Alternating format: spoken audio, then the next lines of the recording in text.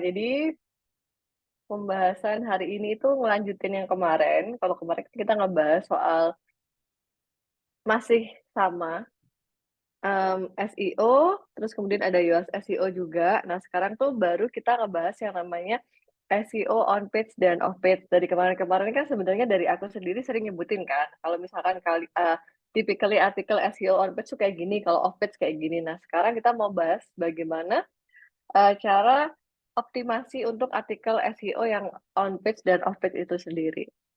Oke, aku izin share screen dulu ya. Um,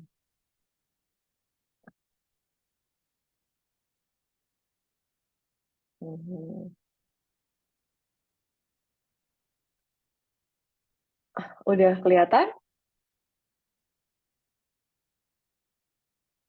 Kelihatan nggak? Hmm. Nah, kita balik lagi buat Eh, reminder mengenai SEO itu sendiri.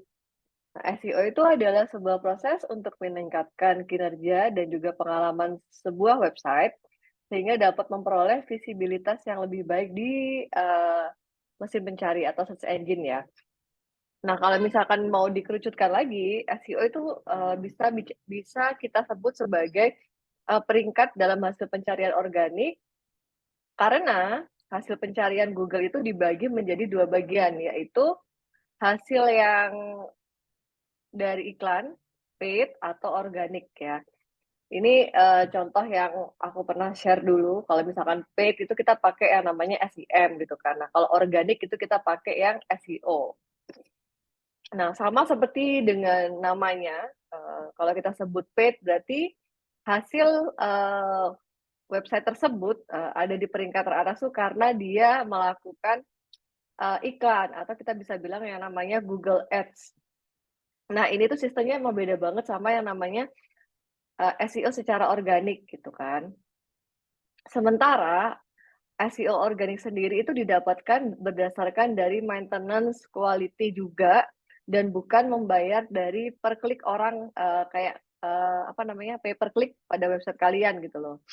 Nah, sebenarnya SEO ini yang jadi kita bilang yang paling penting ya sampai sekarang gitu loh. Makanya setiap perusahaan besar itu berlomba-lomba buat dapetin apa ranking mereka itu ada di halaman yang paling pertama dan teratas gitu kan dengan apa namanya memperbaiki SEO mereka setiap tahun karena kan biasanya Google itu punya nggak selalu setiap tahun sih tapi beberapa tahun tuh semacam ada regulasi perubahan pada algoritmanya terus yang membuat apa website tuh harus selalu dioptimasi bagian SEO-nya sendiri gitu loh. Terus kenapa sih SEO itu penting gitu? Kalau pentingnya SEO itu yang udah pasti adalah traffic ya. Kita ngomongin traffic, kalau misalkan di website kamu trafficnya tinggi, berarti secara otomatis probabilitas peluang untuk orang mengerti atau mengenal brand kamu dan purchasing tadi juga semakin tinggi gitu loh. Kita bisa lihat bahwasanya 81% dari semua pencari Google mengklik hasil organik dibandingkan yang paid. Nah, biasanya kalau kalian ini balik ke habit ya. Biasanya kalau kalian searching sesuatu dengan keyword tertentu gitu kan. Nah, itu kan biasanya ada yang ads gitu kan. Ada 1, 2, 3 ads gitu kan. Biasanya kalian akan skip itu. Karena ketika diklik, biasanya dia akan langsung ke landing page yang isinya tuh bukan sesuatu yang kalian cari, tapi adalah sebuah produk. Bisa website, bisa apa namanya produk yang memang lagi dijual oleh suatu brand gitu kan. Tapi kalau biasanya setelah 3 teratas yang ada ads-nya itu baru yang namanya SEO. Nah, orang punya kecenderungan buat prefer untuk ngeklik yang di bawahnya ads tadi gitu loh. Nah, sementara 19%-nya itu mereka biasanya yang nggak aware tentang ads dan organik tadi mereka pasti ngekliknya yang pertama karena dianggap yang pertama yang paling trusted gitu. Oleh karena itu bisa dibilang kamu bisa mengharapkan traffic 5 kali lebih banyak dengan peningkatan SEO secara organik dibandingkan dengan iklan yang berbayar. Ya meskipun tadi bisa dibilang ya kalau kita lihat tempatnya iklan tetap ada di atas gitu kan. Tapi user itu lebih prefer untuk mencari yang di bawahnya iklan tadi gitu loh. Makanya kalau misalkan kamu menerapkan teknik SEO dengan benar, biasanya, hasilnya buat web kamu itu muncul di halaman setidaknya satu atau 2 dari Google itu masih ada gitu. Anyway, kalau bahas SEO seperti yang aku bilang ya, ini akan sangat boring, guys. Jadi kalian harus bertahan selama 2 jam ke depan. Yang udah mulai ngantuk, matanya boleh dicipratin air gitu kan. Yang udah mulai kayak udah mulai, "Aduh aku udah mulai nggak connect nih, minum air putih dulu ya," oke? Karena ini pembahasan, even, aku pun jujur li ya, aku pun tuh sebenarnya juga agak males gitu kan, mengenai SEO ini, kayak dia tuh boring banget untuk teorinya. Tapi sebenarnya kalau dalam prakteknya itu seru sih gitu loh. Jadi SEO itu memang secara teori dia panjang dan dia tuh agak lebih rumit dibandingkan pembahasan mengenai konten ya. Tapi kalau kamu paham setidaknya basic-nya, itu nanti ketika kamu menerapkan, entah itu dalam penulisan, entah itu dalam misalnya kalian kayak optimize buat website gitu kan, atau sama teman-teman kalian. Nah itu berasa gitu loh. Justru waktu penerapannya itu yang menyenangkan gitu loh. Itu sih sebenarnya. Jadi aku memahami sekali ketika kalian merasa ini sangat panjang dan membosankan. Ya memang seperti itu. Aku pun juga merasakan seperti itu. Oke, kita lanjut lagi. Manfaat dari SEO. Nah, karena SEO ini adalah sebuah proses apa building yang berkelanjutan, maka butuh kerja keras. Jadi kamu harus harus banyak-banyak ngumpulin kayak kata kunci gitu loh, supaya web kamu tuh bisa stabil seiring berjalannya waktu gitu. Makanya aku bilang ini kayak proses lifetime proses gitu loh. Secara singkat kita bisa breakdown dari manfaat SEO itu satu, memastikan bahwasanya brand kamu itu terlihat saat ada seorang user atau calon user itu berusaha melakukan searching di Google. Itu yang jelas yang pertama. Kemudian yang kedua, nge-boost traffic, bertarget ke situs web kamu dari orang-orang yang tertarik dengan produk atau layanan kamu. Kemudian yang ketiga adalah menghasilkan peningkatan atau pendapatan organik. Ini tadi yang aku bilang, kalau misalkan traffic-nya website kamu ramai, otomatis konversinya juga semakin tinggi gitu kan. Terus yang keempat adalah punya keunggulan kompetitif yang solid. Nah, ini biasanya kalau udah sifatnya kompetitif itu biasanya antar brand besar ya, karena mereka itu tidak segan meluangkan budget yang gede untuk maintenance dari SEO mereka gitu. Oke, kita ngomongin dulu nih dasar-dasar dari SEO sebelum kita jump in ke soal yang off page sama on page tadi. Mhm. Uh, jadi dasar-dasarnya SEO itu apa aja? Oke, wait. Ya, oke, ini aku breakdown kalau misalkan kamu step by step buat bikin web kamu tuh bisa terindeks di Google. Ada beberapa strategi yang bisa dilakukan. Yang pertama adalah memeriksa apakah situs kamu sudah terindeks baik di halaman Google. Nah, secara khusus kamu bisa melakukan pencarian di ini site yoursite.com di Google. Nah, di sini kamu bakal ditunjukin apakah Google telah mengindeks situs kamu apa belum. Kalau misalkan iya, berapa banyak halaman yang telah mereka indeks sejauh ini. Kalau misalkan situs kamu itu hasilnya bagus, berarti kamu tuh udah ready nih, SEO-nya udah oke gitu kan. Nah, kalau enggak, berarti kamu tuh masih kalau misalkan situs kamu belum terindeks dengan Google, berarti harus ada optimasi, harus ada perbaikan secepatnya gitu kan. Nah, ini sebagai contoh ya. Kalau misalkan kita ketik SEMrush ya. SEMrush itu adalah salah satu tools yang bisa kita gunakan untuk optimasi SEO. Kita bisa bilang bahwasanya SEMrush itu sampai sekarang masih yang terlengkap dan terbaik. That's why dia subscribe-nya juga cukup mahal dan dia tuh juga sering banget bikin event-event di luar sana. Dia tuh sering banget bikin event kayak bikin seminar atau misalkan kayak bikin webinar kayak gitu yang relate tentang SEO ya. Nah, kalau misalkan kita coba ketik ya site semrush.com, nah itu dia muncul langsung di halaman pertama ya, karena dia ini sudah terkenal sekali. Nah, kalau misalkan kalian mau coba website kalian sendiri, nah kalian bisa coba nih, misalkan site under titik dua, terus kemarin yang udah kalian bikin apa, coba kalian searching nih, muncul apa enggak. Nah, coba di searching yuk. Kalau ada yang muncul, komen ya. Aku tungguin coba deh 2 menit sambil kita praktek nih. Jadi biar nggak boring-boring banget, guys. Biasanya kalau misalkan kalian setidaknya di website tersebut, di website yang kalian bikin kemarin, kalian udah isi kayak homepage-nya, kemudian about-nya, dan dimasukkan dengan beberapa keyword, terus kemudian kalian udah bikin Google My Business juga, itu biasanya akan muncul sih. Kalau kalian misalkan, Kak, aku kok nggak muncul ya pakai keyword utama. Coba kalian pakai keyword turunan yang sudah kalian tentukan kemarin. Nah, itu muncul juga apa enggak?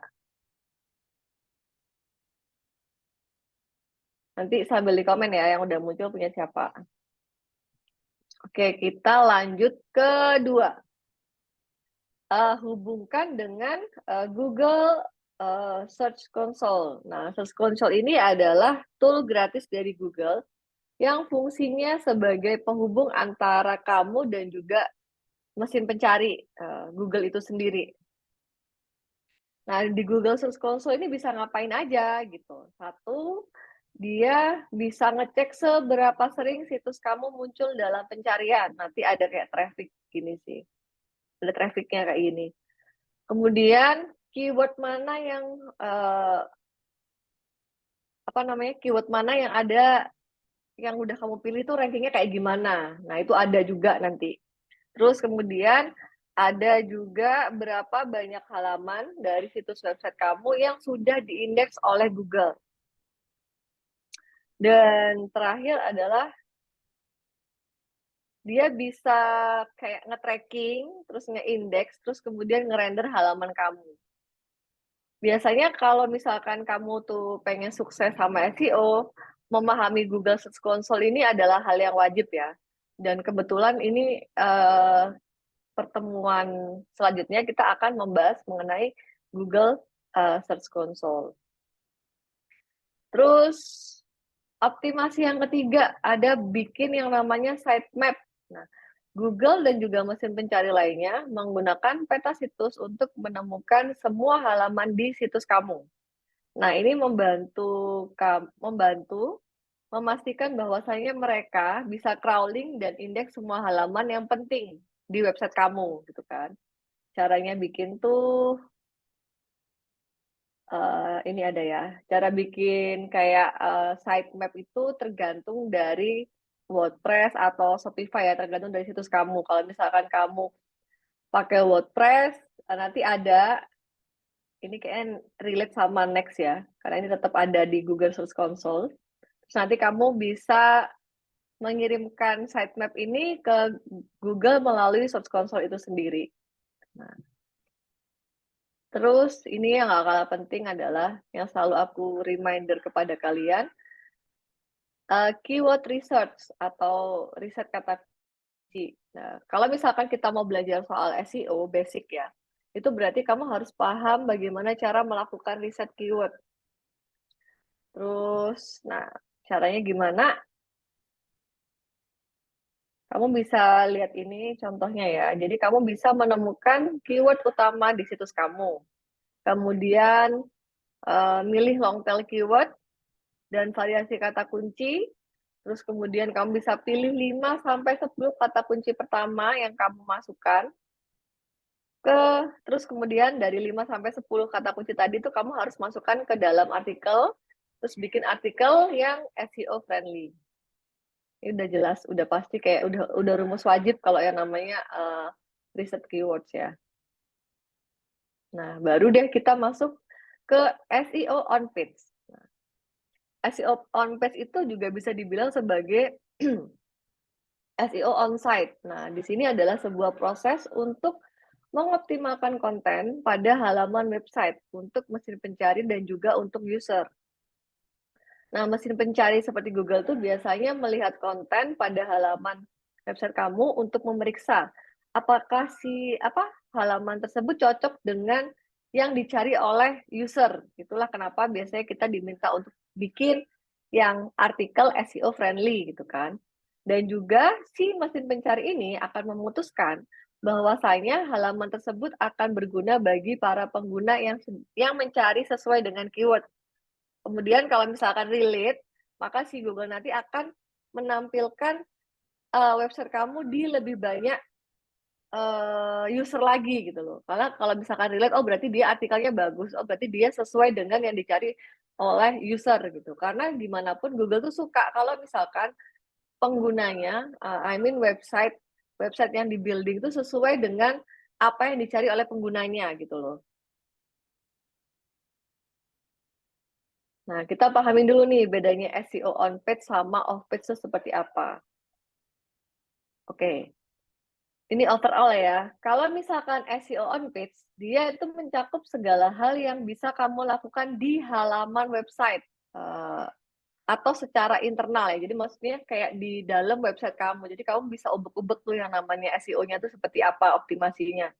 Sementara kalau misalkan SEO off page, dia tuh mencakup segala sesuatu yang dapat dioptimalkan di luar dari website kamu atau secara eksternal. Tujuannya sebenarnya sama-sama untuk meningkatkan peringkat pencarian di search engine tadi, gitu loh. Ini bisa dilihat tabelnya ya. Aku coba gedein.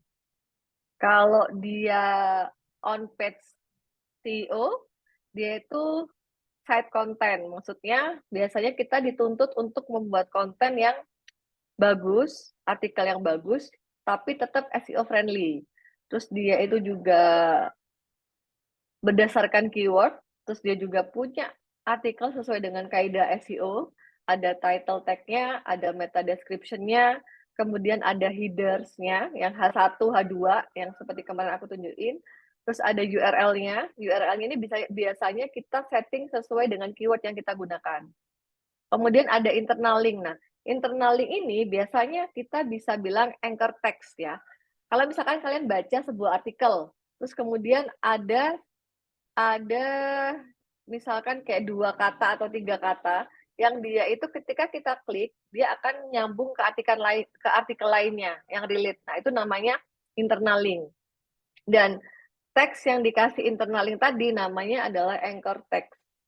Terus ada juga external link, terus kemudian ada image, terus dia itu fokusnya ke user engagement, biasanya lebih kepada kayak komen gitu kan. Terus kemudian ada page speed. Jadi kalau tadi yang kemarin aku jelasin juga, apakah website kamu tuh lemot apa enggak, ini ngefek. Terus ada feature, terus ada skema. Sementara kalau off page, dia itu lebih ke link building. Jadi misalkan tadi kamu punya artikel site content di on page kamu. Nah, bagian off page biasanya dia akan nyebar banyak link di berbagai macam media gitu loh. Supaya nantinya bisa dikaitkan ke website utama kamu. Terus dia sifatnya content marketing, kemudian lokal SEO, dia bisa disebar melalui sosial media, ada influencer marketing juga, ada PR, public relation, ada guest posting sama brand mention. Nah, ini tadi backlink merupakan faktor SEO off page yang paling besar. Nah, jadi contohnya yang udah disebutin tadi ya, ada medsos, ada PR. PR tuh public relation. Nah, biasanya kalau public relation nanti aku akan kasih contoh juga artikel yang kayak public relation tuh yang kayak gimana. Kalau misalkan kalian pernah melihat sebuah brand yang meluncurkan sebuah produk baru, nah mereka biasanya punya press release. Nah, itu kita bisa sebut sebagai public relation. Oke. Guys, aku izin minum dulu ya, guys.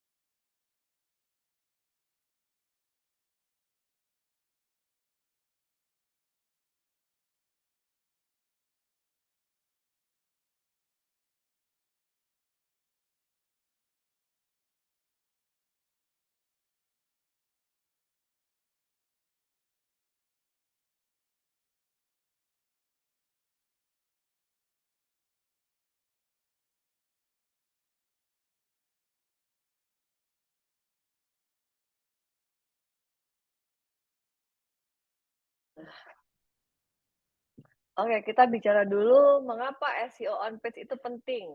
Nah, search engine tadi atau mesin pencari itu menggunakan keyword dan elemen SEO pada halaman lainnya untuk memeriksa apakah suatu halaman cocok dengan maksud pencarian pengguna. Jadi, keyword tersebut yang dimasukkan sama user relate nggak sama artikel yang kamu buat gitu loh. Dan jika halaman tersebut relevan dan bermanfaat, maka Google akan dengan sukarela menyajikannya kepada si user tadi.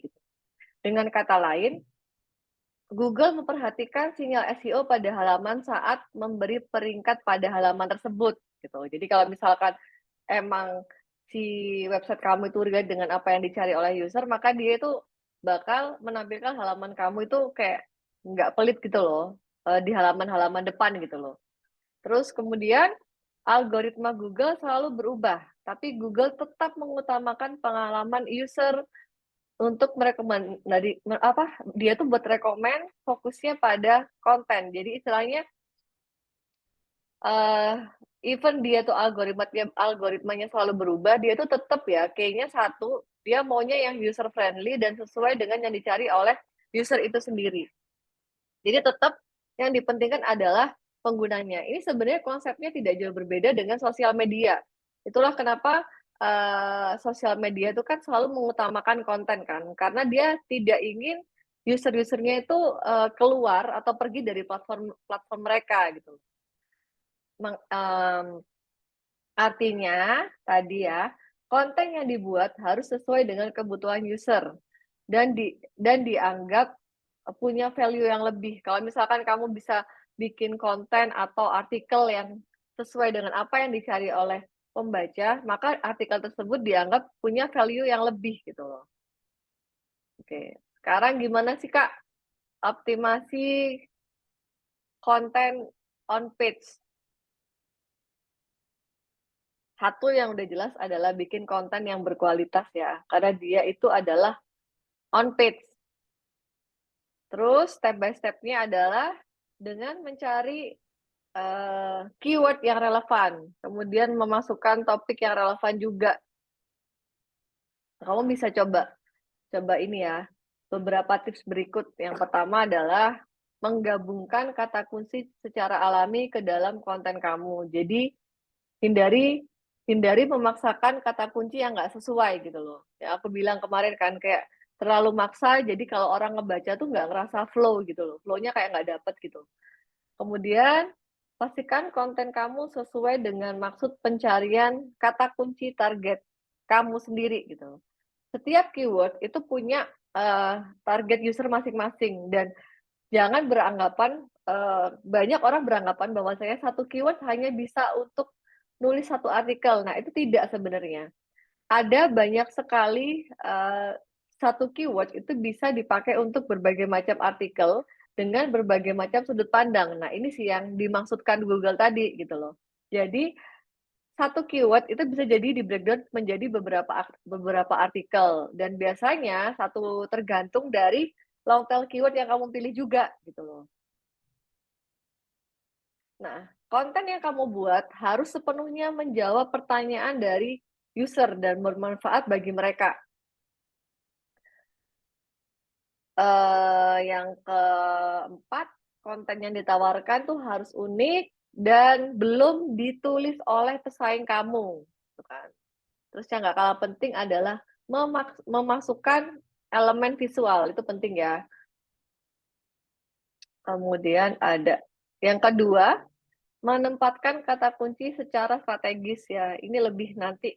Ini yang aku bilang ini seru ya, bagian prakteknya gitu ya. Karena kamu harus riset satu keyword tuh ternyata bisa jadi beberapa topik artikel loh ya. Artikelnya tuh yang A, B, C, D, E dan tuh banyak sekali gitu loh. Nah, sekarang soal placement dari kata kunci. Nah, di sini adalah seni dari SEO itu tadi. Yang aku bilang need training ya. Dia butuh training yang panjang gitu karena tidak mudah untuk menjejalkan keyword yang terkadang memaksa tapi tetap diminta klien ada di dalam artikel tersebut gitu loh. Tapi dibacanya itu tetap bisa enak gitu. Oke, Google itu memindai konten kamu untuk melihat isi halaman tersebut dan pembaca kemungkinan besar akan melakukan hal yang sama. Nah, kamu tuh harus memasukkan kata kunci target di bidang utama. Yang pertama H1. Nah, ini biasanya tadi kayak subjudul satu, terus kemudian ada di paragraf pertama paragraf pertama kalimat pertama, terus subjudul H2, H3 itu dimasukin.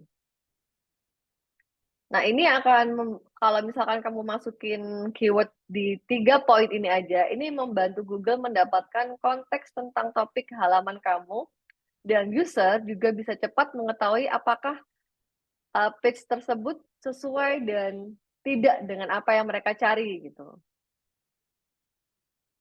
Nah, ini ada beberapa note-nya juga. Terus yang ketiga, memunculkan kata kunci di judul. Nah, ini penting ya, judul, karena emang kalau dulu tuh biasanya memang tidak selalu dimunculkan, karena kalau untuk on page itu biasanya kayak ada beberapa keyword yang terkesan tidak relevan gitu loh. Nah,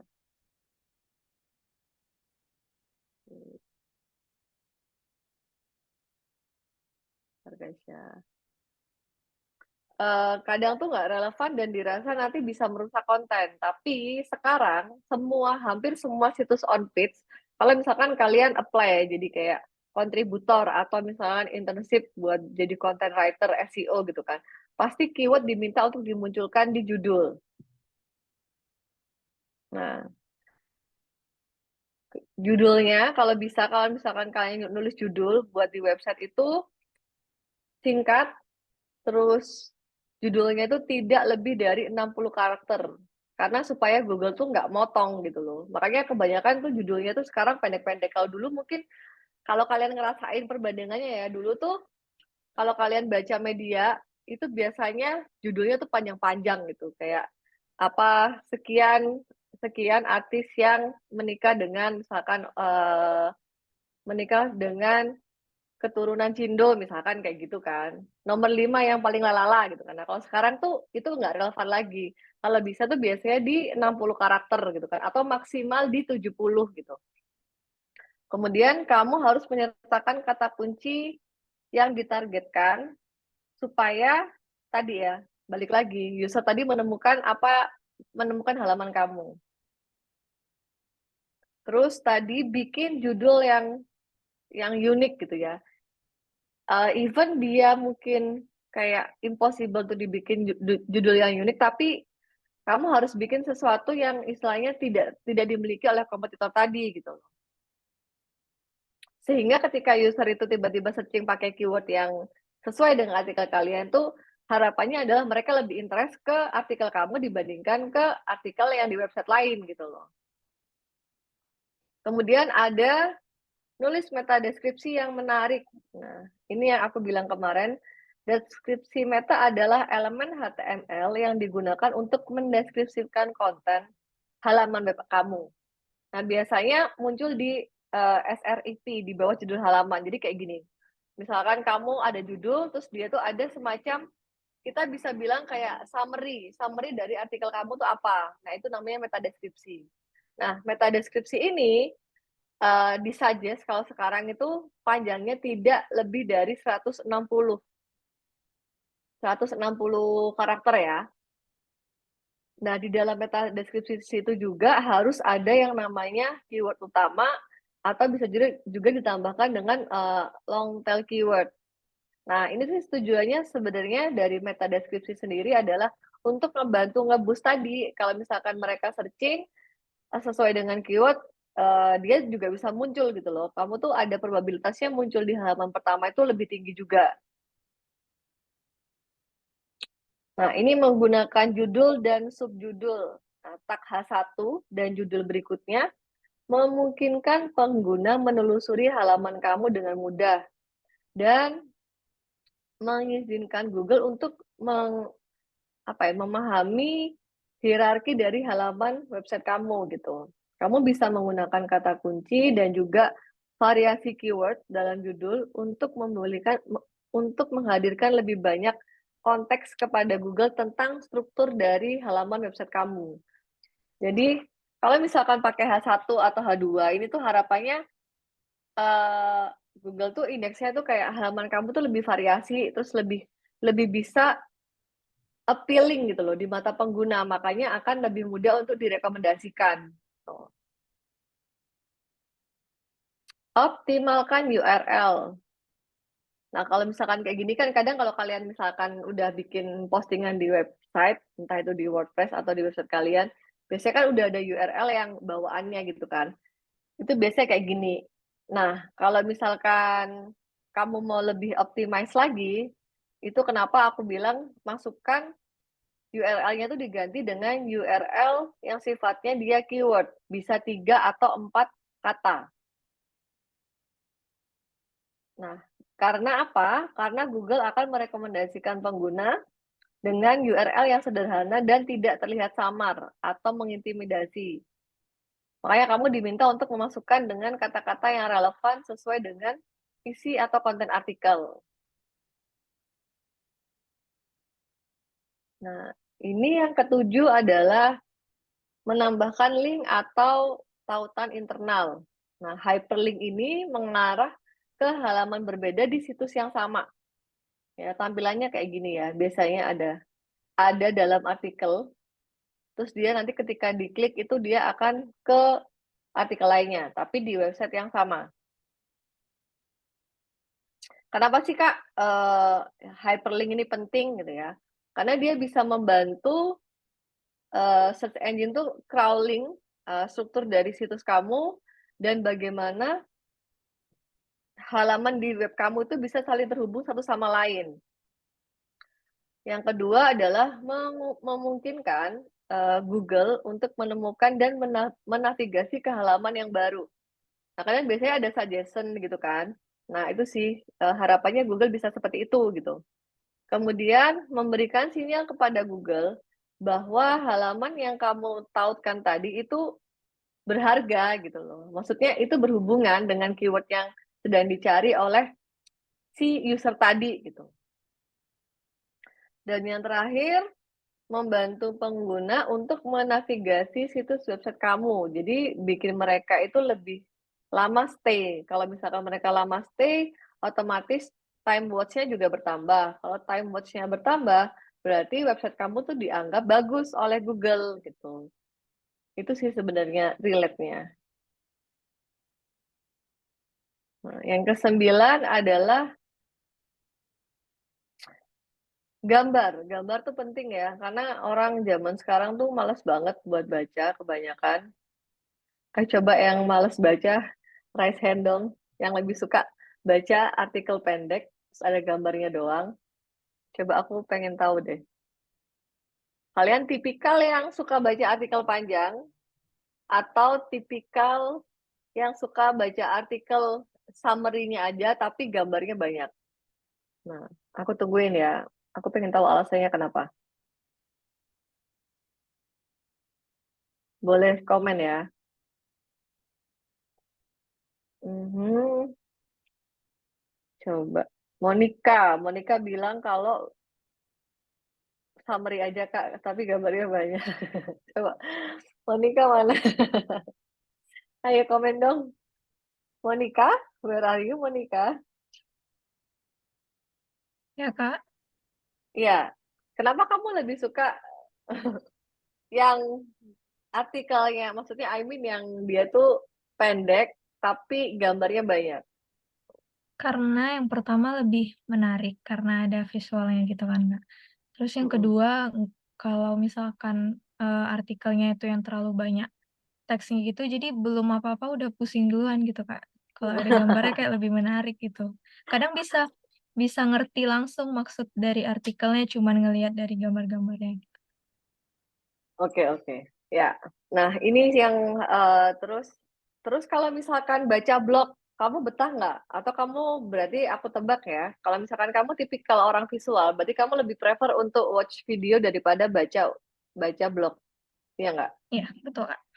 Oke. Thank you, Monica. Lanjut ke oh ya, ini juga si Faiza juga bilang summary aja Kak, tapi gambarnya banyak. Kalau cewek-cewek ini kan pada senang lihat gambar ya. Rosi juga gambarnya banyak, lebih menarik. Oke. Tapi gimana dengan kalian kan masih kuliah nih? Harus baca esai yang panjang-panjang nih, gimana dong? Betah nggak tuh? Betah juga nggak? Sesuai kebutuhan sih, Kak. Oh, sesuai kebutuhan. Iya, kalau misalkan artikel-artikel yang memang Mm-mm. butuh informasi gitu, informasi teks, biasanya emang suka yang panjang-panjang gitu. Hmm. Karena memang kebanyakan sih aku sekarang jadi suka yang ada tulisannya sih panjang-panjang. Oke, oke. Ini masih ini ya. Um, Oke, ada yang baca poin-poinnya aja. Ya itu bagus sih. Itulah kenapa tadi aku tuh pingin kalian kan di sini kan memperlihatkan point of view dari para pembaca kan. Dari situ kan bisa dilihat bahwasanya kenapa tadi kalian harus pakai subjudul. Karena subjudul itu membantu user untuk mengerti poin dari artikel itu apa. Setidaknya time watch tadi kan kalau misalkan Google kan 3 sampai 10 detik ya. Tapi kalau misalkan kalian tuh baca baca kalau baca panjang tuh biasanya udah kayak males gitu kan. Tapi kalau misalkan ada poin-poinnya tadi, itu biasanya setidaknya kalian stay antara 3 sampai 10 detik lah di situ. Cuman buat scroll-scroll, oh poinnya 1, 2, 3, 4, 5 gitu kan. Nah, even sebenarnya aku pun juga kalau mencari informasi seperti itu, aku lebih suka yang ada gambarnya. Nah, balik ke gambar, BTW ini yang jawab kan kebanyakan cowok. Ya, aku pengen tahu dong yang cowok. Kalau yang cowok gimana? Apakah kalian, karena kan kadang ada cowok yang tipikalnya detail ya, dan teknikal maksudnya. Nah, di sini mereka tuh lebih prefer untuk membaca artikel dengan informasi yang detail, which is adalah artikel panjang gitu kan. Gambarnya juga nggak banyak-banyak. Tapi ada juga yang tipikalnya lebih suka summary. Nah, aku pengen tahu dong cowok-cowok di sini berkomentar, kalian tim yang suka baca kayak artikel panjang yang sifatnya kayak riset dan technically dan detail gitu atau tidak? Mana cowok-cowok di sini nih? Hmm.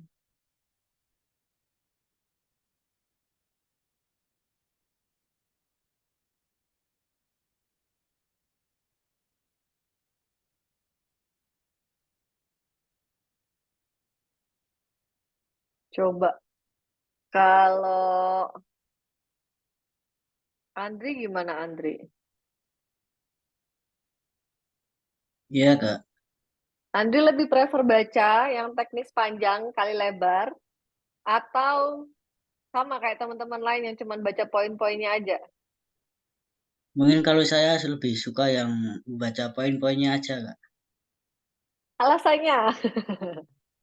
Biasanya kan cowok makhluk teknis ya, dia tuh butuh penjelasan yang lebih detail gitu kayak yang logis dan masuk akal gitu. Mungkin karena saya itu kurang suka membaca gitu, Kak. Oh ya ya, basicnya wajar sih. Tapi aku juga memahami kalau eh, apa namanya, karena mungkin sudah banyak fitur kayak video gitu kan. Jadi orang kadang lebih prefer untuk memilih video dibandingkan membaca gitu. Oke, terima kasih Andri. Nah, tadi pertanyaan aku tuh relate sama yang namanya gambar. Jadi optimasi gambar. Menyertakan gambar dalam sebuah konten akan meningkatkan peluang kamu mendapatkan peringkat di Google eh yang mencakup 22,6% dari seluruh penelusuran. Setidaknya kalau kamu tuh masukin image di dalam artikel kamu, itu kamu tuh ikut ke 22,6% dari kebanyakan artikel yang ada di halaman Google dengan keyword yang sama gitu loh. Nah, ini adalah salah satu cara terbaik untuk mendapatkan lebih banyak traffic ke website kamu. Nah, kalau misalkan kamu masukin gambar, itu jangan cuma dimasukin doang, tapi dikasih deskripsi. Terus kemudian dikasih ada yang namanya ALT text ya. Jadi kayak uh, teks yang disertakan dalam kode HTML. Nah, ini biasanya dimasukkan keyword. Jadi biasanya kayak gini, ada image kan, nanti di bawahnya tuh kamu kasih tuh copyright atau apa, sumber, terus kemudian kamu sertakan keyword dari dalam artikel kamu. Nah, gini guys, memang image yang menarik itu bikin orang lagi lebih lama stay gitu kan di halaman web kamu.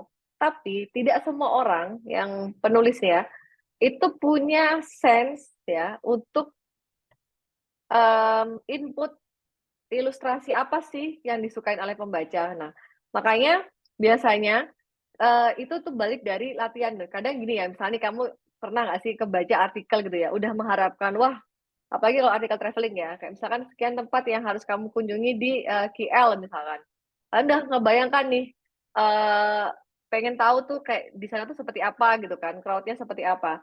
Terus kalian klik artikelnya, gambarnya cuman kayak kecil-kecil, terus burak gitu ya, terus abis itu dia ngeblur misalkan kayak gitu. Nah, biasanya otomatis ketertarikan kalian tuh udah langsung biasanya back lagi kan. Kalian akan cari yang image-nya lebih bagus, terus visualisasinya tuh lebih oke gitu kan. Nah, ini yang aku bilang bahwasanya seni menemukan image itu juga menemukan image yang sesuai dengan isi artikel itu juga butuh seni gitu loh.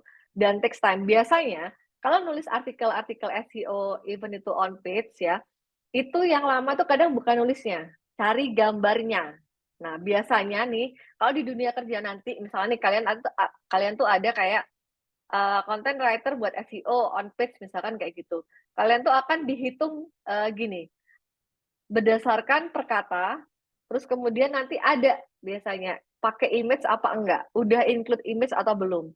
Karena jujur memasukkan image dalam sebuah artikel itu bukan hal yang mudah gitu loh. Ya, semua orang bisa masukin image sih, I mean, tapi tidak semua orang bisa memasukkan image yang relevan dan disukai oleh user gitu. Itu sih. Karena tadi ya, image itu juga bisa seperti yang sudah kalian jawab semua, image itu jadi salah satu daya tarik gitu dalam sebuah artikel di halaman website. Terus yang ke-10 adalah meningkatkan engagement. Google tuh juga bisa memberi peringkat pada website kamu dengan nilai yang tinggi jika pengguna menghabiskan lebih banyak waktu di sana. Kalau misalkan cepat ya, dia cepat keluar dari website kamu ya berarti halaman kamu tuh nggak di rate tinggi-tinggi amat gitu loh. Makanya menjaga engagement di halaman tuh penting. Biasanya mereka tuh ada kayak kolom komen kan di artikel. Nah, biasanya tuh ada community-nya gitu kan. Nah, biasanya mereka komen. Kalau dulu tuh biasanya kita tuh dibuat sebelum sosial media seramai sekarang ya. Nah, kita tuh diminta untuk bikin artikel yang bisa meningkatkan engagement. Jadi harapannya ada orang yang relate terus kemudian komen akhirnya menimbulkan interaksi gitu loh. Nah, ini dinamakan data interaksi. Nah, tujuannya apa? Dia itu si Google tuh untuk menentukan apakah suatu hasil pencarian relevan dengan permintaan pencarian itu sendiri. Data ini juga membantu Google menganalisa relevansi dari suatu halaman jadi lebih baik untuk search engine itu sendiri. Oke, kita break dulu sebentar sambil aku cariin apa namanya contoh artikel on page ya yang masih relevan dengan SEO-nya. Nanti kalian kalau ada pertanyaan soal on page boleh tanya dulu sebelum kita masuk yang namanya off page. Karena penjelasannya panjang lagi guys.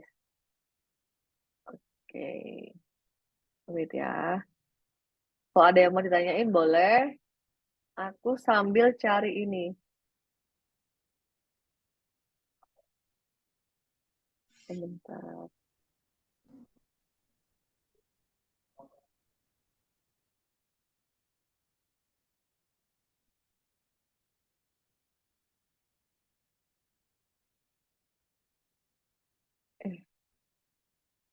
Kalian tulis di kolom ini ya, kolom chat ya. Anyway, aku izin bentar ya guys, ada panggilan mendadak dari kantor.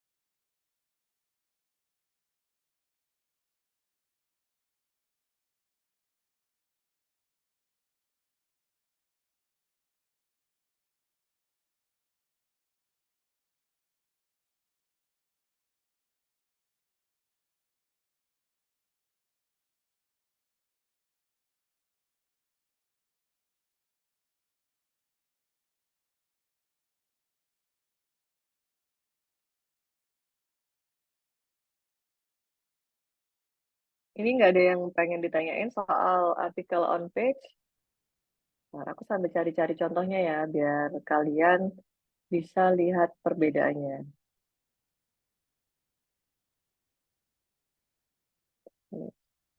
Karena basicnya sebenarnya kalau kita bicara tentang artikel on page, itu berarti pembuatan konten ya.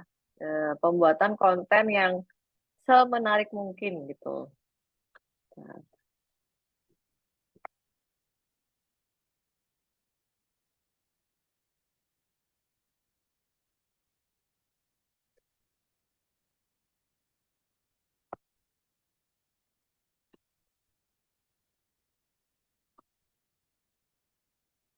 oke.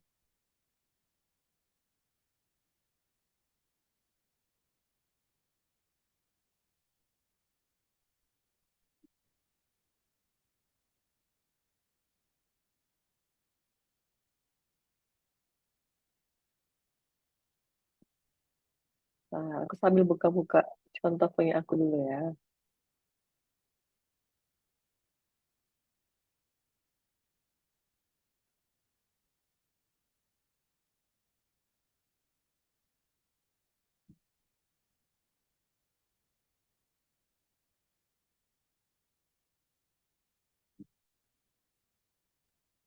Permisi Kak, saya izin bertanya.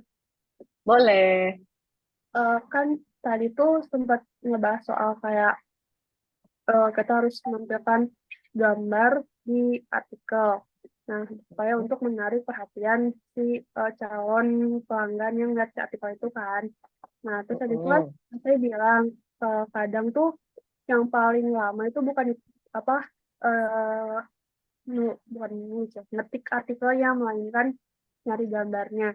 Nah, itu kalau dari masukin gambar itu ada kayak kriterianya nggak sih Kak? Misalnya harus apa ya? Kalau bisa tuh gambarnya yang jangan yang black and white atau gimana. Terus kan saya tuh pernah eh lihat gitu di ilustrator luar negeri. Nah, kebanyakan kan tuh mereka buat ilustrasi untuk kayak jadi pengganti gambarnya artikel gitu. Nah, itu boleh nggak sih Kak sebenarnya? Atau mending Oke. gambar foto asli gitu? Oke. Nah, ini sambil aku cariin contohnya. Aku akan menjawab pertanyaan Evril. Sebentar ya. Sebagai contoh,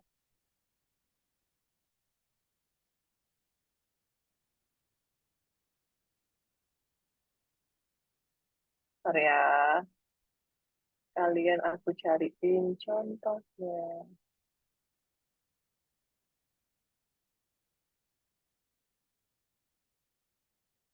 Tunggu guys. Hmm.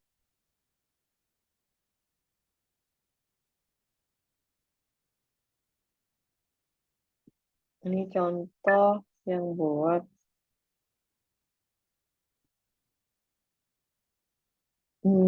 Ini contohnya aku share dulu ya.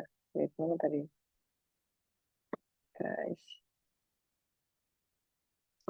Nah, ini yang aku maksud tadi ya, contohnya. Biasanya kalau tadi kan pertanyaan Evril kan better pakai foto asli atau ilustrasi. Nah, itu depend dari kebutuhan artikel. Kalau misalnya kita ngebahas mengenai fashion. Nah, ini kan kebetulan aku nulis buat apa ya, lupa aku tuh. Terus ngebahas soal fashion, karena keywordnya soal Emily in Paris waktu itu lagi hype banget kan. Nah, di sini kita itu biasanya image-nya tergantung. Ngambilnya itu bisa dari Pinterest, bisa dari ada website resminya mereka gitu kan. Itu boleh. Nah, kalau kayak gini kan ini biasanya kita ngambil dari situs luar juga. Tapi tadi kita masukin sumbernya dari mana. Kayak gini ya. Terus kemudian ini ada dari LA gitu. Karena ini kita ngebahas soal fashion, otomatis ini harus gambar yang real gitu kan. Kemudian beda dengan wait, beda dengan tipikal artikel yang misalkan kayak gini ya. Ini tuh biasanya kita pakai ilustrasi. Nah, itu kita bisa ambil kalau misalkan kalian cari artikel tuh banyak yang image yang gratis itu ada di Freepik, terus kemudian ada Pixabay, terus habis itu apa lagi ya? Adobe, tapi yang bukan premium ya, itu juga ada. Nah, kamu bisa ambil dari sini. Jadi kalau menurut aku sebenarnya image itu depend dari kebutuhan.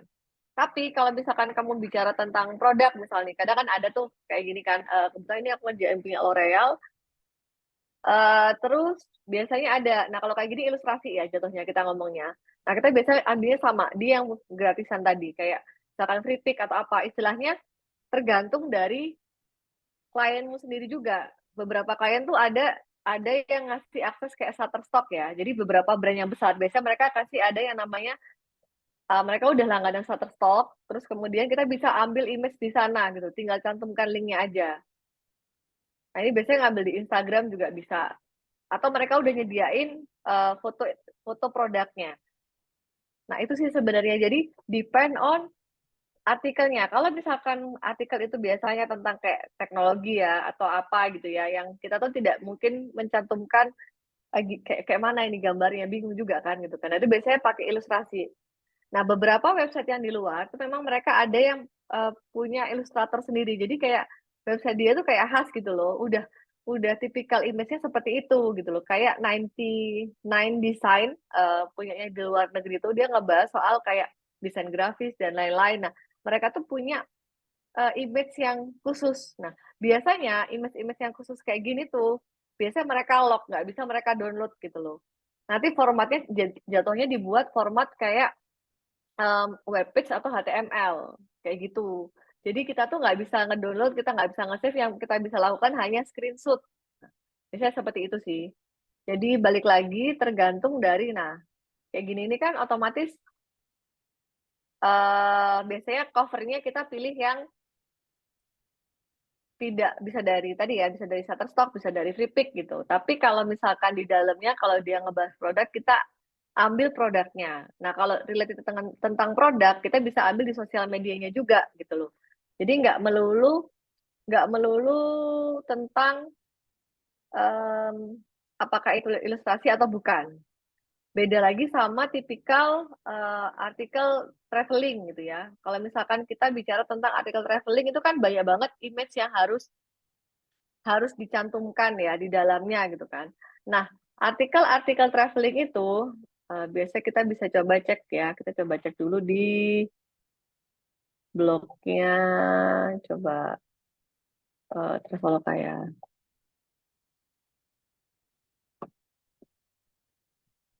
Traveloka. Oh ini ada tipikal ini nih. Ini dia tuh ini kayak traveler gitu yang punya website resmi dan di-maintain dengan baik. Nah, dia nih pakai foto pribadi nih kalau kayak gini nih. Atau bisa kalian ini tadi yang aku bilang ini Pinterest ya, kalau ada tanda kayak gini tuh dia biasanya masukin dari Pinterest. Nah, kalau kayak gini kan otomatis kalau kamu nontonin baca kayak gini pasti betah kan? Karena ada ilustrasinya gitu loh. Kayak misalkan kayak Batu Cave, The Rainbow Stair gitu kan. Kayak gimana Rainbow Stair-nya, dia kasih tuh ilustrasinya. Jadi ini tadi yang aku bilang subjudul terus kemudian dia ada listikelnya. Setiap satu ada penjelasan singkat, terus kemudian ada image-nya. Nah, watch time kita ketika baca tipikal artikel on page seperti ini, itu panjang gitu loh. Atau kalian bisa lihat punyanya misalkan Tirto ID ya. Tapi aku lebih suka Tirto ID yang zaman dulu sih daripada sekarang ya. Kita coba cari, nah, misalkan ini. Oh, no, bukan.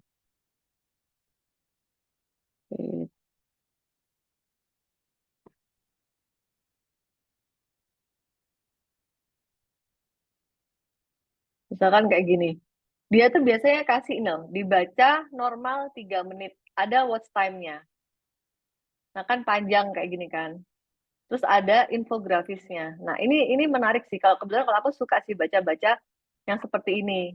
I mean, kalau di Tirto mereka tuh kayak punya image khusus atau kayak Tirto ini kan salah satu media yang pionir memberikan artikel atau bacaan disertai dengan infografis. Tujuannya apa? Tadi orang mau bertahan di watch time-nya. Ketika misalkan orang nggak baca panjang lebar ini kan, mereka akan lihat nih summary dari artikel tersebut dalam bentuk infografis. Nah, ini juga oke gitu menurut aku gitu kan. Kayak kalau misalkan kalian ada punya temen nih, punya temen yang desainer atau apa gitu kan, nah itu bisa tuh kayak collab misalkan kamu bikin infografisnya, aku yang nulis artikelnya misalkan kayak gitu. Nah, itu juga bisa. Ada juga tipikal yang oke tuh kalau misalkan kalian suka baca Magdalene Indonesia. Nah ini tentang sama dia juga sering kasih typically ilustrasi kayak Tirto tadi. Nah, ini mungkin yang dimaksudkan oleh Avril ya, yang dia itu kayak gini-gini sih. Oke. Nah, dia ada ilustrasinya. Mungkin yang dimasukkan Avril seperti kayak gini. Nah, itu depend dari website yang pengen kamu building. Kalau kamu pengen punya karakter ya, ini punya karakter tertentu kayak, oh, aku suka ilustrasi tipikalnya yang yang kayak ada dots-nya gitu, atau yang kayak gini, outline kayak gini, ya it's fine, kamu pakai yang itu gitu kan. Tapi kalau misalkan kamu mau yang visualnya kayak visualisasinya oke, terus maunya pakai foto itu juga fine. Jadi tergantung dari kebutuhan web kamu dan apa yang kamu tulis gitu. Biasanya kalau orang-orang yang pengen punya karakter, mereka emang kecenderungannya lebih prefer untuk yang ngasih kayak gini-gini gitu loh. Jadi mereka punya ciri khas khusus gitu loh. Ini kan even Dunia Tanpa Suara ini kan sebenarnya ada poster resminya kan, tapi Tirto memutuskan untuk bikin ilustrasinya gitu loh. Terus kemudian ada juga infografisnya sama. Nah, ini harapannya juga si kayak gini, biasanya image kayak gini tuh bisa dipin gitu kan. Bisa dipin, bisa di-share. Nah, harapannya nanti orang juga ikut ngebaca nih artikelnya si Tirto gitu. Itu sih sebenarnya. Begitu guys kira-kira. Ya, kalau misalkan kita bicara SEO on page untuk website ya. Kalau dulu tuh biasanya website-website dari brand yang kayak gitu. Sekarang even media pun juga menerapkan teknik SEO on page pada berita mereka. Even kayak misalkan kayak Tribun atau apa itu ada loh SEO-nya gitu. Makanya kalau kita cari berita artis tuh biasanya keluar Tribun duluan gitu. Karena dia udah pakai teknik SEO, terus dia tuh punya banyak website yang kadang tuh hampir sama gitu loh. Jadi Google tuh crawlingnya langsung diarahkan ke sana gitu kan. Nah, sementara si Tribun tuh kan anaknya dari Kompas kan. Tapi kan Kompas itu, kita kalau bicara tentang Kompas pasti yang kayak lebih serius ya medianya gitu kan. Akhirnya Kompas bikinlah yang namanya Tribun, yang artikel-artikel visitnya orang tuh cuma bentar, tapi ketika kamu cari pakai keyword tertentu pasti muncul dia tuh di atas gitu loh. Nah, itu biasanya kita bilang kayak, ya kita bilangnya website agak receh sih jatuhnya gitu loh. Karena pembahasan yang isinya tuh cuma 300 kata, cuma 250 kata gitu kan. Tapi orang kan kalau tipikal pembaca kayak sekarang, mana mau suruh baca panjang lebar kayak punya Tirto kayak gini. Pasti kalian kan males kan gitu loh. Sebenarnya itu. Begitu kira-kira Avril. Ada lagi yang mau tanya? Oh ya, Febri. Oke. Halo Kak Cey. Iya, hai. Kak, aku mau tanya sih, sebenarnya lanjutan dari yang pembahasan tadi, barusan Kak Cey bilang. Jadi kan tadi Kak Cey bisa bilang kalau misalkan gambar itu bisa dari Freepik atau Pinterest atau lain sebagainya. Kalau untuk copyright-nya itu gimana ya Kak Cey? Kan kalau misalkan aku ambil dari Pinterest gitu, apakah masukkan dalam bentuk link yang panjang itu atau bagaimana Kak Cey? Nah, kalau masalah copyright, kamu tinggal tulis aja kayak mana ya tadi itu. Oh ya, aku belum share screen karena sorry. Oke, kita back lagi. Wait. Jadi misalkan dari Pinterest itu cuma tinggal masukin kayak gini doang. Jadi kamu kasih apa ya, ini tanda C gini. Nanti dia akan kayak gini kan. Terus kemudian kamu tulis aja pinterest.com. Nah, kamu baru di sini kamu kasih linknya. Link dari image-nya. Kayak gitu. Karena kan kita kan maksudnya gini, Pinterest itu kan juga sosial media kan sebenarnya. Dan dia tuh kan dapetin foto tidak selalu dari brandnya gitu loh. Kadang kan dari postingan orang lain dipin terus kita waktu cari keyword tertentu dia muncul di beranda kita gitu kan. Terus akhirnya kita cocok baru kita pakai. Nah, kalau aku sih saja seperti itu. Jadi kamu tinggal kasih tadi ini copyright ini, tanda copyright ini terus kemudian ada pinterest.com. Udah gitu aja. Kalau kamu mau kasih aja linknya gitu. Link dari halaman tersebut.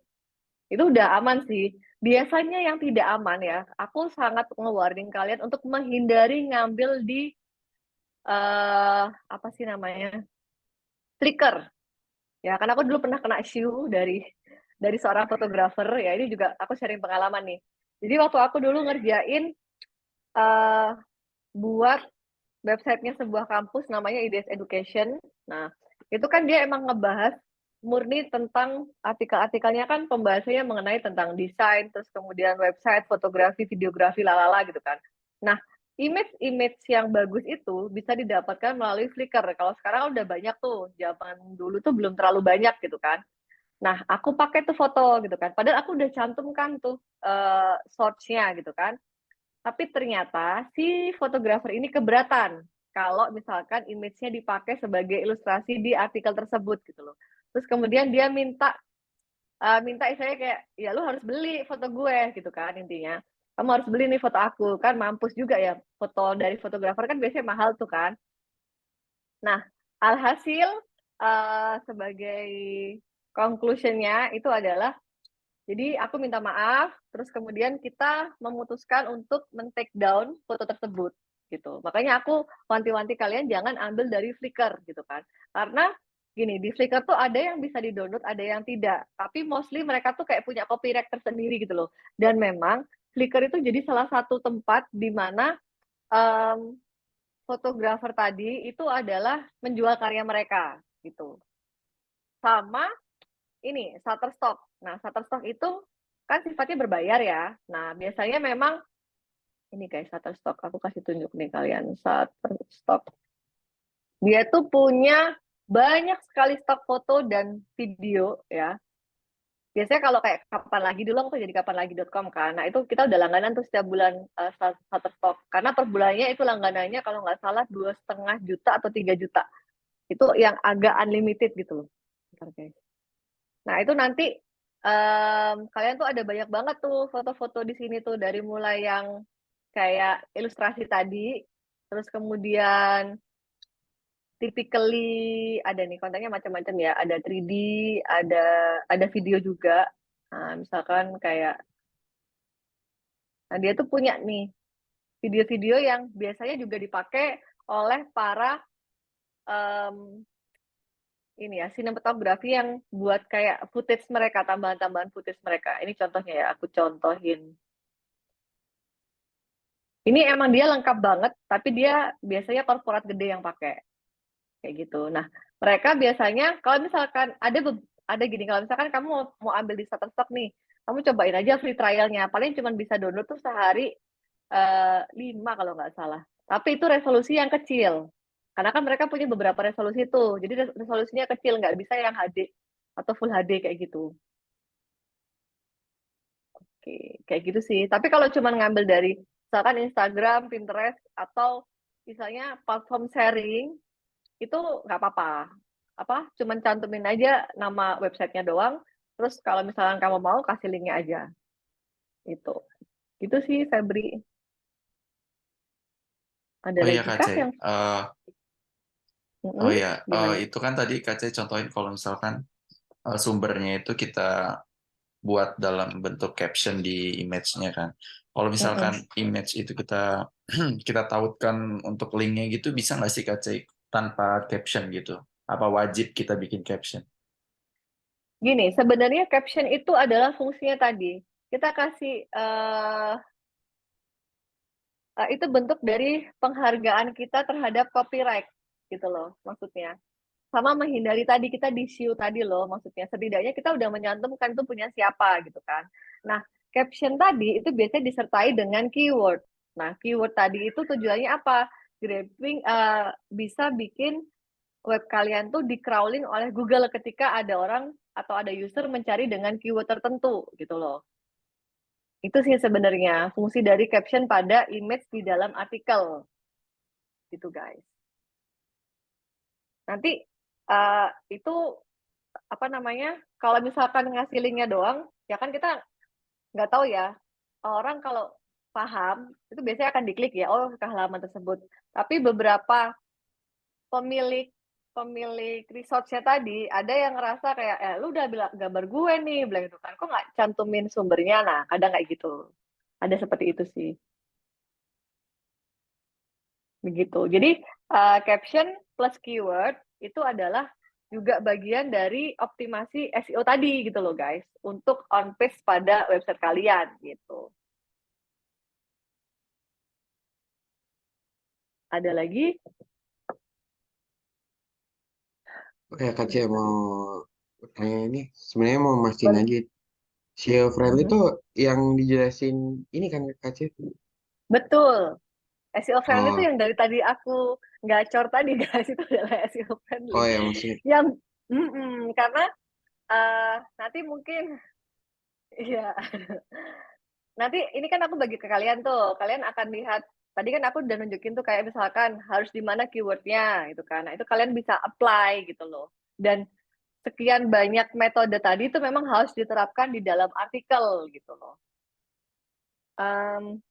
Ini contoh dari tadi ya footage. Kalau misalkan kalian di Shutterstock itu kayak gimana sih Kak footage-nya Shutterstock? Contoh yang dalam bentuk video. Wait, aku contohin share screen ini contohnya. Belum kita masuk ke off page ya, karena kalau off page tuh beda lagi pembahasannya. Oke.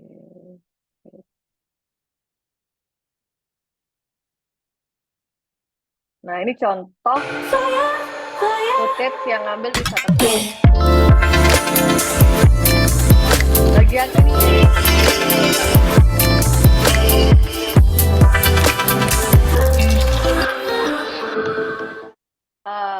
itu contoh footage-nya. Jadi kalian tahu yang bubble-bubble bergerak-bergerak itu contoh yang beli di Shutterstock. Nah, kamu tahu bubble-bubble yang bergerak itu aja, itu kan sebenarnya kita pakai cuma sekian detik ya. Itu sebenarnya kita bayarnya kalau nggak salah 2,2 juta. Nah, buat beli video itu gitu loh. Makanya aku bilang karena memang Shutterstock itu resource-nya banyak banget dan dia emang gambarnya bagus banget. Makanya biasanya emang harganya lebih mahal. Dan dia sebenarnya kalau misalkan kalian lihat kayak video-video iklan di entah itu di YouTube ya atau apa ya, misalkan yang footage misalkan scenery Indonesia atau laut dari atas atau apa, itu sebenarnya belum tentu dia ambil sendiri. Dia bisa beli di Shutterstock gitu. Nah, itu sih guys. Jadi kalau misalkan kalian punya passion di bidang fotografi, videografi, kalian bisa jual kok apa namanya foto-foto kalian ataupun footage kalian tuh di situs-situs berbayar seperti Flickr atau Shutterstock. Nah, ini intermezzo ya. Iya, maaf ya, kucing aku nih agak anu guys. Oke, kita lanjut ya. Lanjut ke Oke, kalau buat caption image-nya seperti dari artikel payment gateway yang Kak Ci kasih kemarin boleh berarti? Boleh. Jadi gini, kalau misalkan bentar. Monica boleh open mic ya?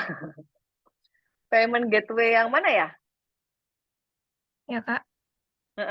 Itu payment gateway yang mana ya? Kemarin itu ada contoh satu artikel yang Kak C kasih tentang Oke, payment aku cek dulu. gateway.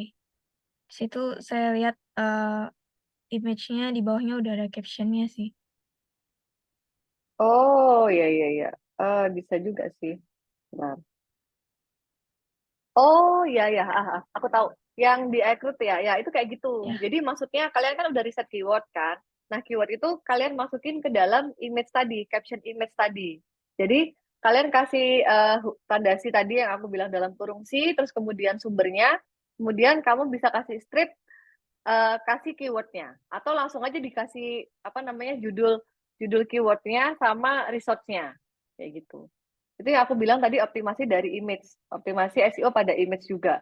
Karena kan kadang nggak semua orang mencari dalam bentuk artikelnya ya. Mereka akan mencari, kadang ada orang yang kayak prefer ke ketika kamu search di Google, bagian image yang diklik gitu kan.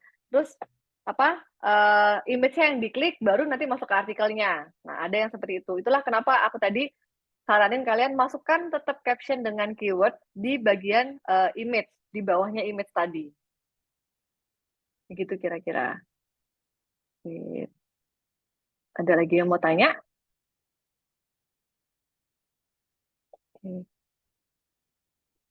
Kita lanjut ke yang namanya off page ya.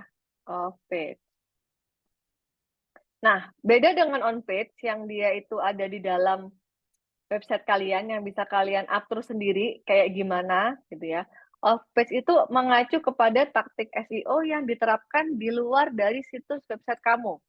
Tujuannya sama sih, untuk meningkatkan peringkat. Nah, kalau kita bicara SEO off page, itu fokusnya adalah pembuatan dari tautan pada postingan tamu, terus ke pemasaran ke media sosial. Terus ada juga postingan blog. Nah, tujuan SEO di luar halaman ini adalah untuk membantu membuat si mesin pencari dan juga user itu bisa direct ke website kamu gitu loh. Jadi kayak kita bisa bilang, kamu punya artikel yang bagus di on page. Nah, optimasinya supaya artikel kamu tadi dibaca lebih banyak orang dari segala penjuru, maka optimasinya adalah melalui artikel off page, SEO off page tadi. Oke. Nah, kenapa SEO off page itu penting ya? Karena SEO off page ini bisa membantu reputasi dari website kamu gitu loh. Kalau misalkan reputasi website kamu itu tinggi, maka peringkatnya juga akan semakin tinggi. Nah, ini biasanya acuannya adalah pada EAT. Jadi EAT itu adalah regulasi dari Google. E-nya itu adalah expertise, kemudian A-nya adalah authority atau kewenangan, dan juga trust atau kepercayaan. Nah, cara terbaik untuk menampilkan EAT itu adalah seperti tadi, pakai off page ya, misalkan kayak review, rekomendasi, terus kemudian backlink gitu kan. Makanya di sini itu nggak cuma penting, tapi dia itu bisa punya peranan utama buat kayak apa ya, ngedorong atau nge-boost website kamu tuh supaya dia bisa naik gitu loh.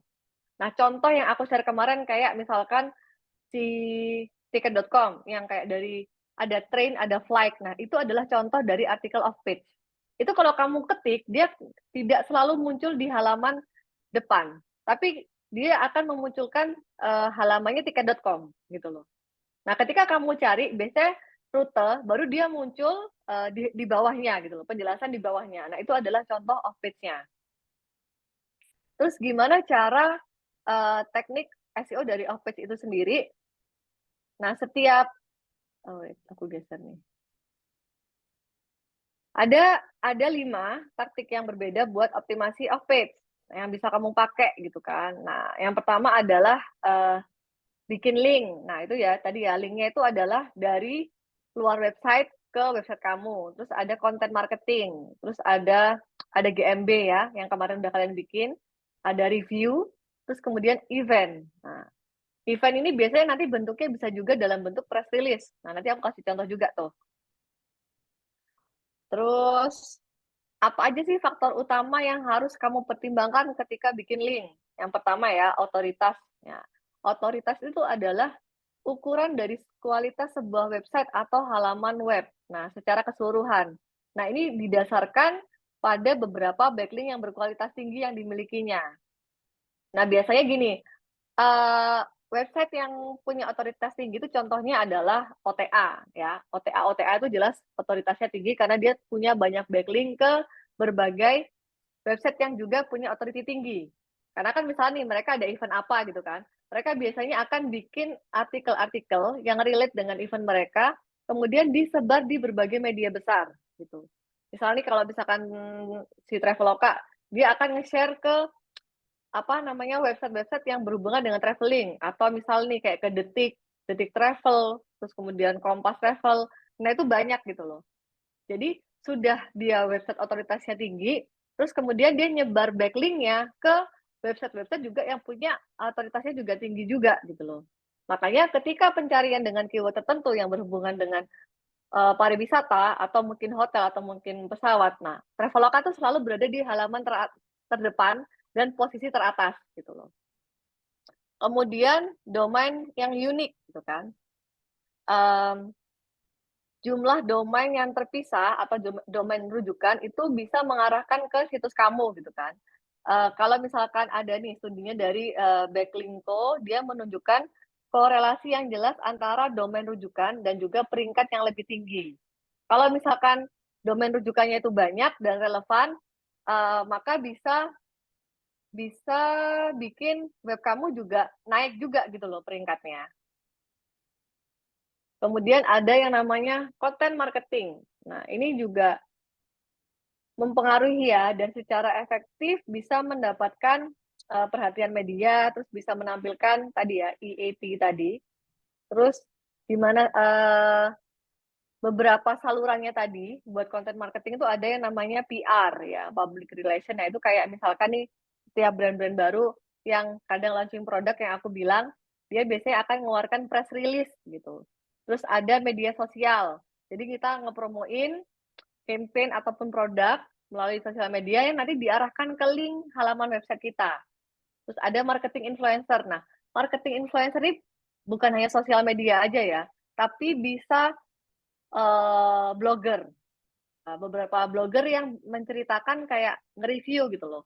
Misalnya kalau misalkan kalau skincare tuh kan kita ada kayak Sosiola yang review, dia punya halaman review khusus panjang lebar di blog mereka, ada juga yang page review tersendiri gitu kan. Terus ada juga Female Daily gitu kan. Nah, atau kalau misalkan influencer-influencer yang atau kita bisa bilang ya blogger yang trusted itu biasanya mereka dapat tuh yang namanya PR. Dari PR situ mereka akan diminta untuk menuliskan experience mereka terhadap produk yang sudah di launching tadi gitu loh. Terus ada yang namanya guest post, podcast, kemudian forum. Nah, kalau forum itu bisa kayak Medium, Quora, kayak gitu ya. Nggak jauh berbeda lah. Kemudian ada yang namanya strateginya SEO lokal. Nah, SEO lokal ini adalah proses mengoptimalkan kehadiran online untuk meningkatkan traffic lokal, visibilitas dan kesadaran brand gitu atau brand awareness.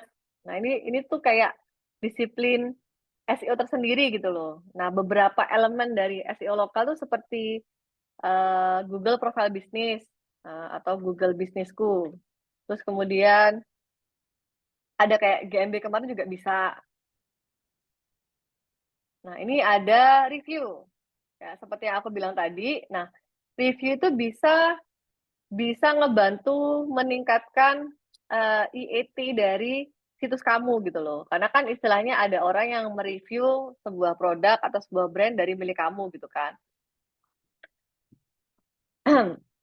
Google ini merekomendasikan untuk membalas semua ulasan baik atau buruk ya yang ada tentang bisnis kamu. Nah, ini yang aku bilang kemarin, brand-brand yang besar, mereka paham mengenai pentingnya review dari customer. Makanya biasanya di GMB mereka, even dia dikasih bintang 1 tetap dijawab, guys. Makanya nanti kalau misalkan kalian udah bikin GMB gitu kan, terus ngasih review nggak oke, kalian tetap balas aja gitu loh. Terus media sosial. Nah, media sosial tuh yang rame sampai sekarang ya. Nah, ini sebenarnya bukan faktornya Google secara langsung gitu kan, tapi kita tuh bisa dapat kayak ya kita bisa bilang media sosial tuh bisa ngebangun brand awareness, terus kemudian bisa menghadirkan konten yang lebih menarik yang nantinya bisa diarahkan untuk diiklanin ya, kemudian nanti dimasukkan ke ada halaman landing page website kita atau ada halaman artikel tertentu dari SEO on page kita tadi. Nah, harapannya apa sih ketika kita bikin tautan ke media sosial? Itu akan lebih banyak user yang paham atau yang memahami atau yang mengerti bahwasanya, oh ini loh brand kamu tuh ada gitu loh. Terus event. Nah, kalau event ini sebenarnya efektif nggak sih? Nah, ada kontribusinya gitu kan. Karena event ini bisa melibatkan audiens kamu, tapi juga bisa bikin apa ya, kayak menyebarkan rumor dengan cepat gitu loh di sosial media gitu kan. Jadi ketika kamu bikin sebuah konten atau kayak report event gitu kan di halaman website gitu kan. Nah, itu tuh banyak divisit orang karena banyak orang yang pengen tahu apa sih eventnya si ini, kayak misalkan SM tahun kemarin gitu kan. Nah, itu ada di media-media tuh juga ada gitu kan. Nah, udah sih, ini finish. Kalau off-page memang lebih sederhana. Nah, aku akan tunjukin contoh off-page-nya. Wait, aku cari dulu ya. Artikel off-page tuh kayak gimana sih? Uh,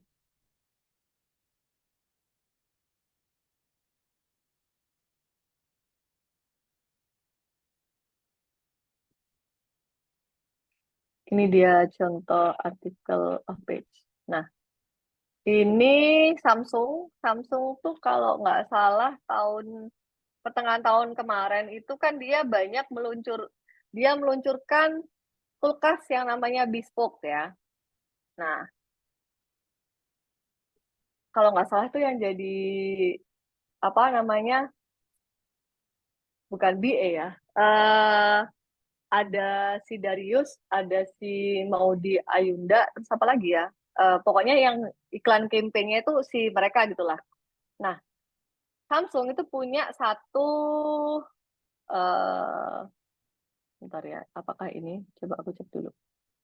Oh, bukan. Jadi dia tuh ada semacam, ini referensi PR-nya. PR yang aku bilang tadi adalah contohnya ini. Jadi mereka tuh punya feature story.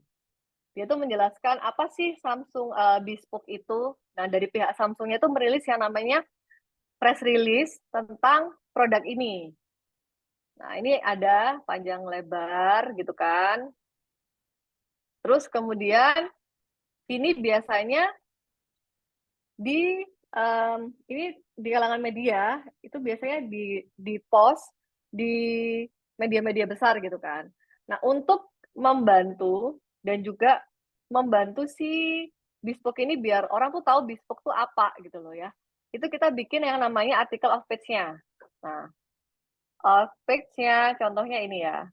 Kita tuh setiap bulan tuh kalau nggak salah bikin sekitar 20 apa 50 ya, lupa aku. Pokoknya ada, kita bikin jadi gini, dari artikel pers tadi kita bikin rewrite lagi jadi sebuah artikel yang menarik buat dibaca dan bisa dipublish di website dengan otoritas yang bagus gitu kan.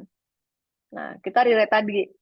Nah, kita bikin review mengenai Bespoke tadi. Bespoke adalah smart rights kan. Terus habis itu kita jelaskan, kita rewrite dari yang tadi dari sudut pandang kita, dan penggunaan bahasanya juga berbeda. Oke, aku kasih link aja biar kalian bisa baca ya.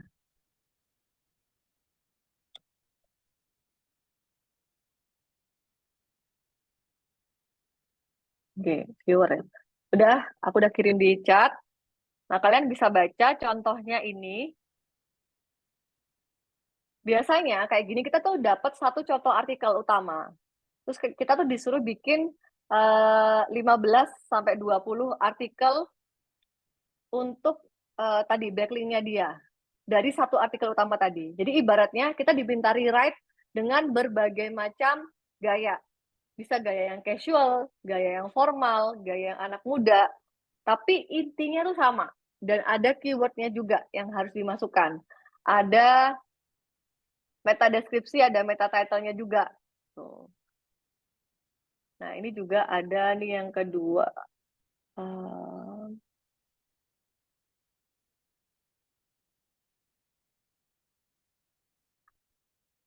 Jadi kita tuh cuma ngejelasin inti dari produk ini tuh seperti apa gitu loh.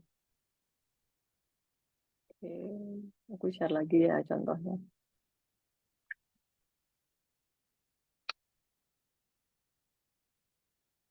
Ini yang dinamakan article of page. Nah, si Samsung ini nanti mereka akan menyebar nih artikel-artikel ini di berbagai macam media yang relate dengan produk mereka. Gitu. Kalau kalian baca tuh kayak nggak jauh berbeda sih sebenarnya. Ini kan fiturnya kan ada Family Hub doang kan, terus Family Hub tuh apa? Jadi cuma dibolak-balik aja. Nah, inilah seninya SEO tadi guys yang aku bilang. Jadi kamu tuh kalau on page, kamu tuh bisa menjadi dirimu sendiri dan kamu bisa portraying kamu pengen pembaca seperti apa. Tapi kalau kamu ngerjain artikel of page, SEO optimasi of page, kamu tuh diminta untuk menjadi berbagai macam user. User yang masih muda, user yang udah dewasa, user yang friendly misalkan gitu. Jadi gaya bahasa yang harus digunakan juga berbagai macam gitu loh. Ini yang aku bilang tadi butuh waktu dan butuh jam terbang. Karena kan nggak mudah ya. Misalkan kalian punya gaya penulisan tersendiri. Misalkan kayak Avril tuh gaya penulisannya tuh lebih yang kayak melodrama gitu ya. Kayak di Lestari yang puitis. Ini kan umpama gitu kan. Yang puitis, yang oke gitu kan. Yang lebih apa namanya? Istilahnya tuh kayak lebih puitis gitu kan. Nah, tapi kalau misalkan kamu dapat job misalkan ngerjain artikel of page, sometimes kamu tuh harus mengubah itu gitu. Kamu harus bisa yang model-model kayak anak Jaksel misalkan, gaya anak Jaksel. Terus kamu juga harus bisa model yang AB yang ngomong sama VP tadi gitu kan, yang serius, gaya bahasa serius gitu kan. Jadi itu sih, atau gaya-gaya yang lebih catchy gitu kan. Nah itu tadi sih, jadi bagaimana kamu mengubah tone manner dari artikelmu tadi gitu loh. Itu depend dari medianya juga, mau diposting di media apa gitu loh. Kalau misalkan dia diposting di media yang berat gitu ya, berarti kan misalkan ini kan ngebahasnya soal teknologi gitu kan. Dia diposting di media yang khusus teknologi. Berarti kan kamu harus pakai gaya bahasa yang lebih teknis kan. Kayak gitu-gitu. Jadi depend dari dipostingnya di mana gitu. Ada lagi contoh kayak Gojek. Oke, Gojek. Yang ini deh.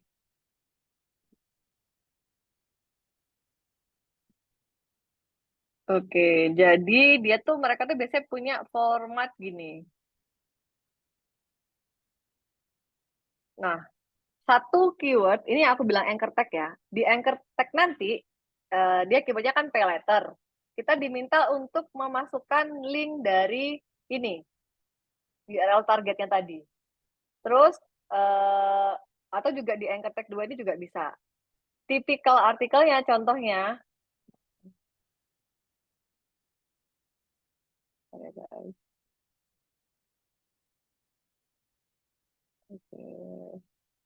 Ini kan artikel landing page utamanya kan yang ada di halaman Gojek. Nah, kita tuh diminta bikin artikel-artikel lain yang mereka sebar di berbagai macam media. Nah, contohnya apa aja lah. Oke. Yaudah ini nggak relate karena susah. Nah, kayak gini. Jadi ini ada satu kita waktu itu lagi ngebahas soal GoPay. Ya, GoPay Prakerja. Nah, mereka tuh udah punya artikel utama di on page mereka gitu kan. Nah, kita diminta untuk rewrite dengan berbagai style juga yang disebar di berbagai media gitu. Ntar aku kasih contohnya.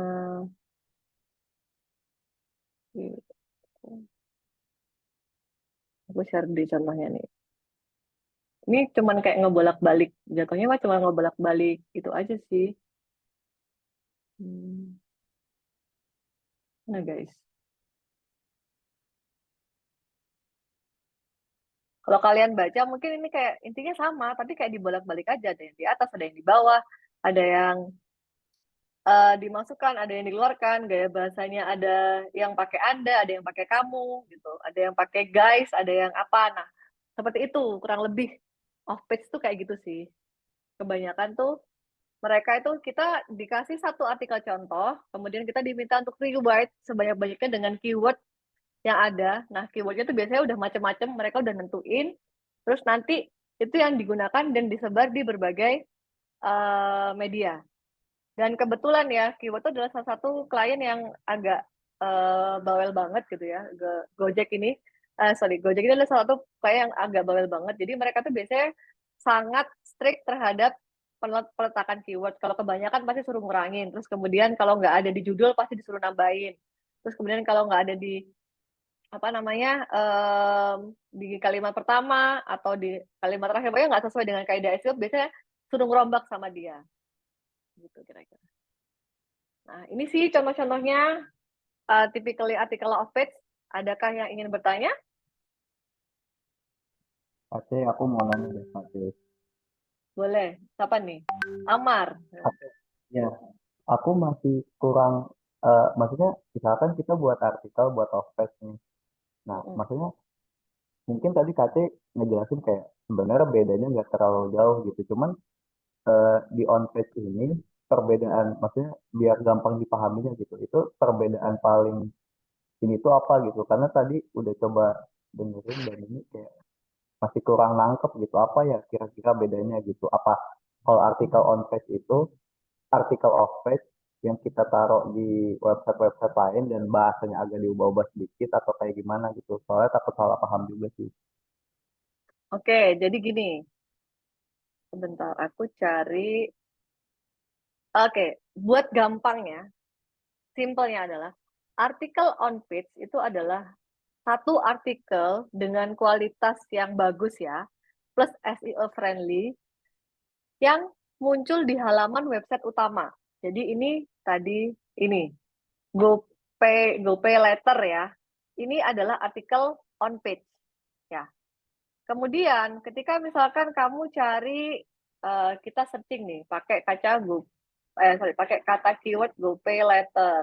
Kita searching GoPay Letter terbaru.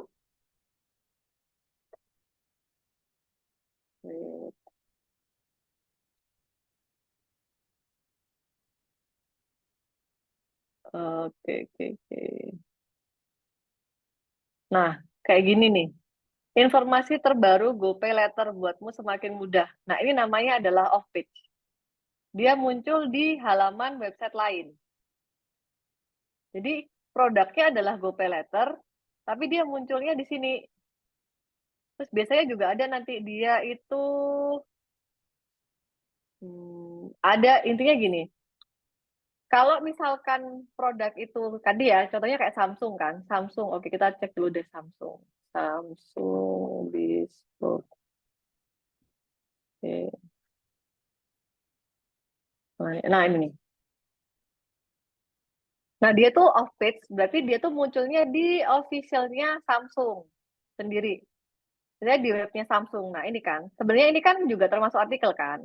Tapi kan dia kan disusur sesuai dengan kebutuhan dari webnya ini kan. Nah, ini halaman utamanya. Bespoke tuh seperti apa?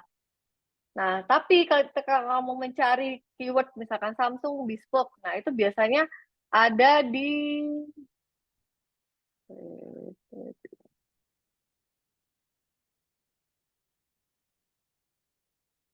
ya.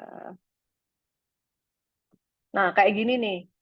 Daftar fitur dan harga kulkas Samsung. Nah, ini namanya off page. Kulkas Samsung Bespoke meluncur di Indonesia. Usung lalalala. Nah, ini namanya off page. Itu kurang lebih seperti itu sih. Jadi kalau mau gampang membedakan antara off page dan on page adalah SEO on page ada di website utama sebuah brand. Kalau SEO on off page adalah optimasi yang dilakukan supaya keyword-keyword yang diharapkan tadi itu muncul di website-website lain gitu loh. Jadi nggak cuma di website tersebut. Kira-kira nyambung nggak, Amar? Mungkin lebih tepatnya kayak gimana ya? On page itu ada di website utamanya sebuah brand, kalau off page itu di luar website dari brand tersebut. Mungkin lebih gampangnya seperti itu ya. Kayak Samsung ini kan dia ada di halamannya Samsung yang utama, on page-nya. Off page-nya dia muncul di Liputan 6, di CNN, di Kumparan. Nah, itu off page. Mana Amar? Amar kira-kira udah dapat pencerahan belum ya?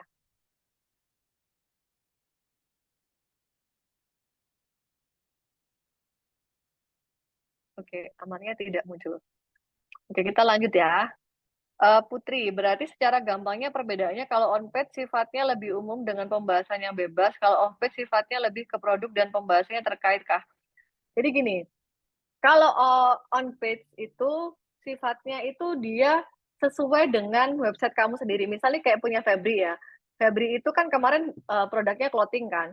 Bahasanya otomatis tentang bisnis clothingnya Febri. Atau misalkan kayak mix and match baju gitu ya. Pokoknya yang berhubungan dengan produk kamu atau brand kamu di dalam website tersebut gitu kan.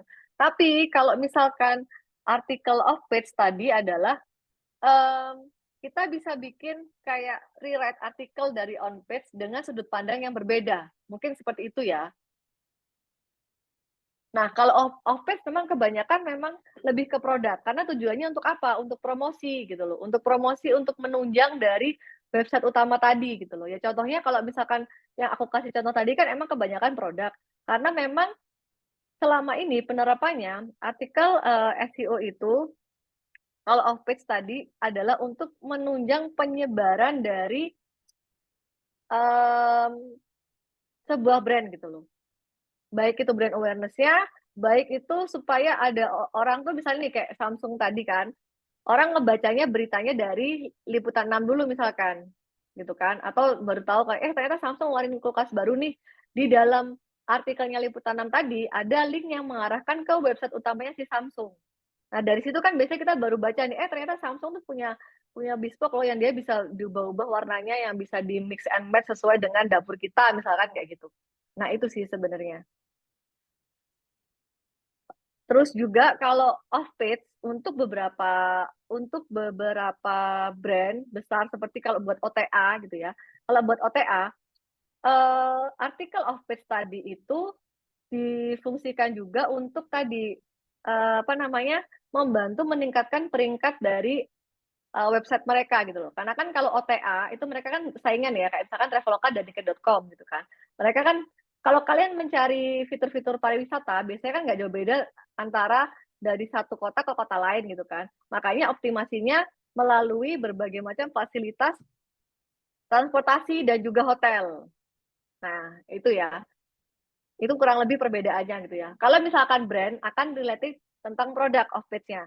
Tapi kalau misalkan itu OTA, dia akan related dengan rute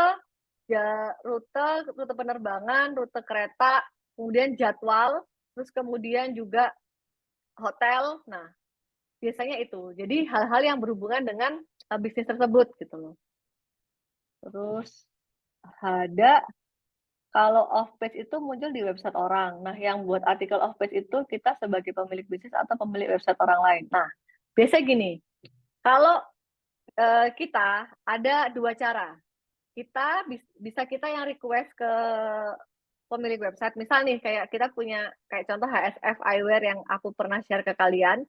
Itu kan kita launching produk tuh. Nah, launching produk. Nah, kita tuh pengen muncul di halamannya kayak Vimela dan lain-lain ya. Nah, kita bisa request ke mereka. Kita tanya, kalau misalkan artikel off page editorial pengen muncul kayak di Vimela terus Hi atau pokoknya yang related tentang fashion, itu kita harus bayar berapa. Nah, itu ada price-nya. Itu cara pertama. Jadi kita kontak dari medianya biasanya, pemilik brandnya ya. Atau pakai agensi. Ada agensi tipikalnya yang dia itu bisa ngebantu untuk misalnya kayak Tiket.com kemarin itu kan kita kebetulan kerjasama sama agensiku kan. Karena dia proyeknya banyak sekali, itu dia tuh kayak ngebagi ke beberapa agensi gitu loh istilahnya. Nah, setiap agensi itu dapat 1000 sebulan tuh 1000 artikel of page gitu kan. Kemudian, nah itu biasanya nanti deal-deal lagi tergantung dari agensinya gitu kan. Nah, kalau udah kayak gitu biasanya nanti yang menulis artikel off page-nya itu adalah tim dari agensinya. Kayak gitu. Kalau yang kita langsung direct ke website-nya tadi, website orang lain, misalnya kayak HSF ke Vimela, ke Hai gitu kan, itu biasanya dari kita. Kita kasih artikel, Nah, nanti mereka akan ngecek nih, sesuai nggak sama tipikal pembaca mereka, editor mereka. Kalau misalkan kurang sesuai, mereka akan menuliskan dari yang acuan punya kita udah kita tulis, terus baru approval ke kita, nanti baru dipublish oleh mereka di media mereka. Biasanya seperti itu. Tapi kalau yang tipikal kayak tiket.com tadi, itu jatuhnya adalah mereka dari pihak tiketnya, nanti ada yang ngecek sesuai nggak dengan strukturnya, sesuai keywordnya semua udah masuk apa belum. Terus faktor readable-nya kayak gimana.